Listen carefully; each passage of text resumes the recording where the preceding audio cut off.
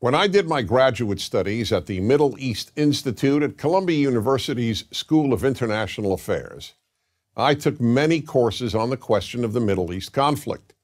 Semester after semester, we studied the Middle East conflict as if it was the most complex conflict in the world, when in fact, it is probably the easiest conflict in the world to explain. It may be the hardest to solve, but it is the easiest to explain. In a nutshell, it's this. One side wants the other side dead. Israel wants to exist as a Jewish state and to live in peace. Israel also recognizes the right of Palestinians to have their own state and to live in peace. The problem, however, is that most Palestinians and many other Muslims and Arabs do not recognize the right of the Jewish state of Israel to exist. This has been true since 1947, when the United Nations voted to divide the land called Palestine into a Jewish state and an Arab state. The Jews accepted the United Nations partition, but no Arab or any other Muslim country accepted it. When British rule ended on May 15, 1948, the armies of all the neighboring Arab states, Lebanon, Syria, Iraq, Transjordan, and Egypt, attacked the one-day-old state of Israel in order to destroy it. But to the world's surprise, the little Jewish state survived. Then it happened again. In 1967, the dictator of Egypt, Gamal Abdel Nasser, announced his plan, in his words, to destroy Israel. He placed Egyptian troops on Israel's border, and armies of surrounding Arab countries were also mobilized to attack. However, Israel preemptively attacked Egypt and Syria. Israel did not attack Jordan and begged Jordan's king not to join the war. But he did. And only because of that did Israel take control of Jordanian land, specifically the West Bank of the Jordan River. Shortly after the war, the Arab states went to Khartoum, Sudan, and announced their famous three no's: no recognition, no peace, and no negotiations. What was Israel supposed to do?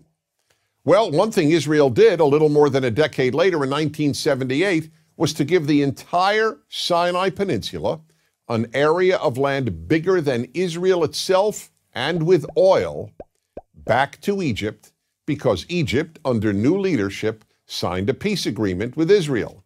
So Israel gave land for the promise of peace with Egypt, and it has always been willing to do the same thing with the Palestinians. All the Palestinians have ever had to do is recognize Israel as a Jewish state and promise to live in peace with it. But when Israel has proposed trading land for peace, as it did in 2000, when it agreed to give the Palestinians a sovereign state in more than 95% of the West Bank and all of Gaza, the Palestinian leadership rejected the offer and instead responded by sending waves of suicide terrorists into Israel. Meanwhile, Palestinian radio, television, and school curricula remain filled with glorification of terrorists, demonization of Jews, and the daily repeated message that Israel should cease to exist. So it's not hard to explain the Middle East dispute. One side wants the other dead.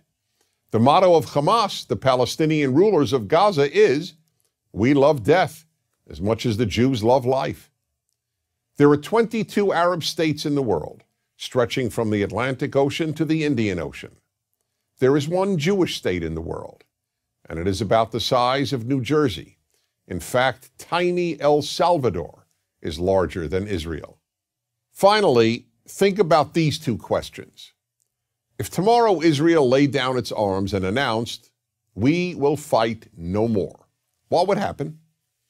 And if the Arab countries around Israel laid down their arms and announced, "We will fight no more," what would happen? In the first case, there would be an immediate destruction of the state of Israel and mass murder of its Jewish population. In the second case, there would be peace the next day. As I said at the outset, it is a simple problem to describe. One side wants the other dead. And if it didn't, there would be peace. Please remember this. There has never been a state in the geographic area known as Palestine that was not Jewish. Israel is the third Jewish state to exist in that area. There was never an Arab state, never a Palestinian state, never a Muslim or any other state. That's the issue. Why can't the one Jewish state the size of El Salvador be allowed to exist? That is the Middle East problem. I'm Dennis Preyger.